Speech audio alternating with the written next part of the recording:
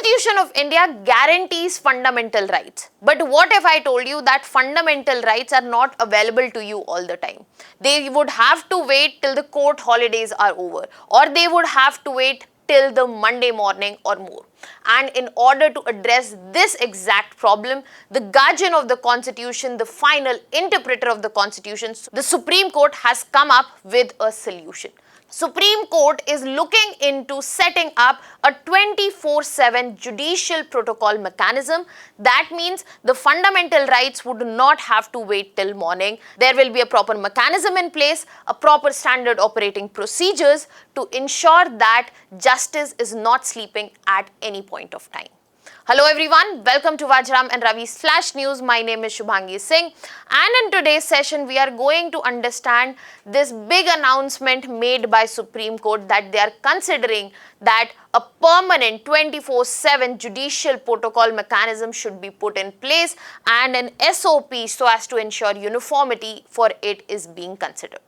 Now let us try to understand that what exactly has happened and how this has come into the picture.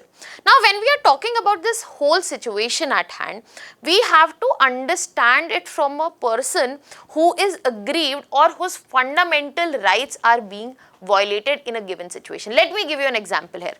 Let's just say early in the morning your building is being bulldozed. Violation of your fundamental rights? Yes. But where do you go to? It's early hours of the morning. There can be no relief that you can get from the Supreme Court for the violation of your fundamental rights. Let's just say there is a custody taken on Friday night. Courts are not available till Monday morning. Or there is a case where we are looking at executive action where the action needs to be taken immediately but court is on holiday. In all of these cases, the common point is that justice is not available immediately, and in this situation the damage will be irreversible. That means justice will be denied. And this is the exact problem Supreme Court is trying to address. How exactly? Supreme Court has agreed that they will be looking into whether India should have a 24/7 standard operating procedure for allowing citizens urgent cases which are made on the basis of the violation of their rights to life and liberty. And this will ensure the urgent judicial intervention required in cases where the damage can be irreversible and the attention is to be immediate. Now, how this exactly came into the picture is through a PIL.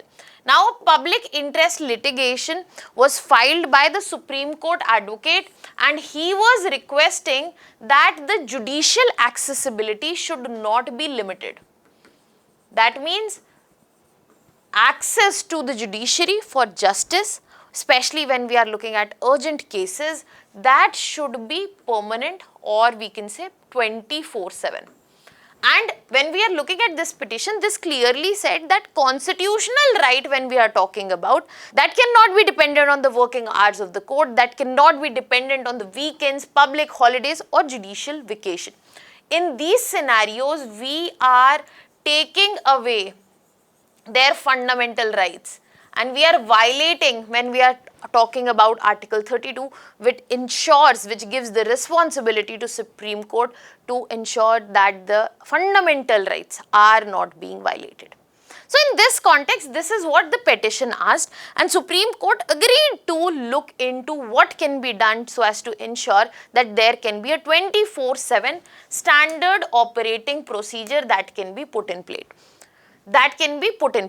Now this bench which gave the observation was headed by CJI Surya Kant, and they have observed that there are a lot of things which can already enable a mechanism like that.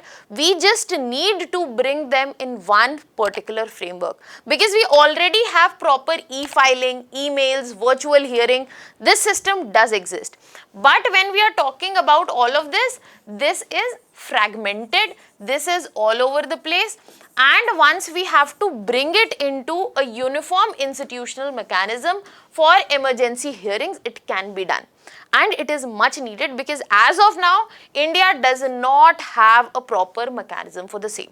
And if Supreme Court can think about a standard operating procedure SOP, then what will happen is that such urgent judicial requests which need intervention, they can be tackled within an hour. And SOP will not serve just that purpose. There will be more purposes which can be addressed. What do you think? Let me know in the comment section. I'll be discussing this in detail in the upcoming session.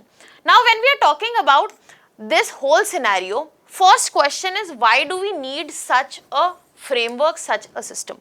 The first answer here is very clear, that we do not have a uniform mechanism where your urgent judicial request, where you are seeking justice, can be addressed.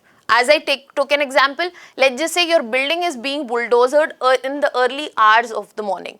What will happen then?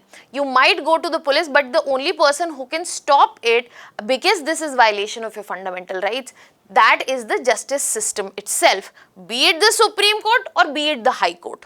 Now, Supreme Court has the power through Article 32, High Court has the power through which article? Let me know in the comment section. Now, these urgent matters need to be taken care of immediately, but they are dependent on mentioning before judge, they are dependent on registry discretion, they are dependent on different practices that are present.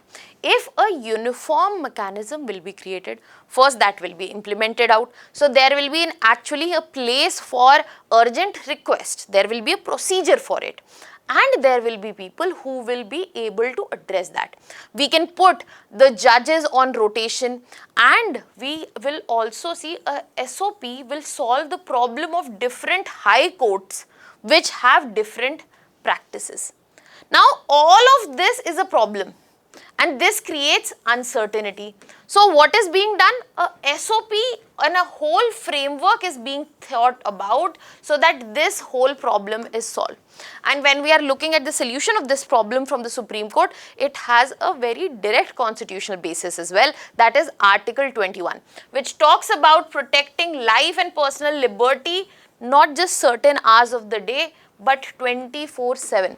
And that is why when we are talking about this fundamental right available 24/7, then the access to constitutional remedies which are talked about in Article 32, that should be also available all the time. Let me tell you the article for High Court, that is Article 226. Now, I hope we are clear that why are we looking towards the system? Apart from that, this is not the only problem. A bigger problem is pendencies, because such huge cases are pending that it's difficult to bring in urgent cases to the front as well. And the next question that might be coming into your mind, that when we are talking about SOP, continuously that a standard operating procedure is going to solve the problem, how it is going to solve the problem. So, let us try to understand that. So, the Supreme Court says that when we are talking about 24/7 standard operating procedure, we are expecting that it will include a proper emergency registry that will be dedicated for this very purpose from the Supreme Court. There can be online emergency filing. For example, as I said, your building is being bulldozed early hours in the morning, you can file for an emergency hearing. There will be a dedicated registry, and the on-duty judge will be immediately notified. Then a virtual hearing can take place through video conferencing, and this will be bound by timelines, just like Supreme Court said 1 hour. And because this will be all put under a nationwide SOP, then the different practices of High Court which create uncertainty, that also goes out of the picture. There will be a uniform procedure which will be put in place, and that will ensure proper accountability and standardization across our nation. Now, this is where we understand that what an SOP can bring into the picture, and let us also look into how it benefits. It will ensure faster protection of constitutional rights. Why I am continuously saying constitutional rights? Because when we are talking about delay in judicial intervention, it is dangerous, because some situations cannot wait. For example, illegal detention. For example, illegal detention. For example, custodial torture. For example, deportation, restrictions of personal liberty, and more. This is where we see that constitutional rights which have been promised to us, they will be protected better and faster. Apart from that, this is where we actually get to put the digital infrastructure to use for not just justice but also social justice here. Apart from that, there will be predictable emergency response, the procedural confusion because SOP will be present, that will be reduced, and judiciary will have the public confidence. That means public knows if at all, anytime anything goes wrong, anybody is threatening their constitutional rights, they have judiciary where these rights can be protected. And as a result, we are hoping if this comes into the picture, it is implemented, justice will not be just ensured, it will become accessible, timely and technology enabled. But this is where we have to also talk about, as I mentioned, the pendency of the cases, not just a barrier to faster justice, but also as a real problem which also needs to be addressed in the same manner that we are looking at, especially for faster accessibility.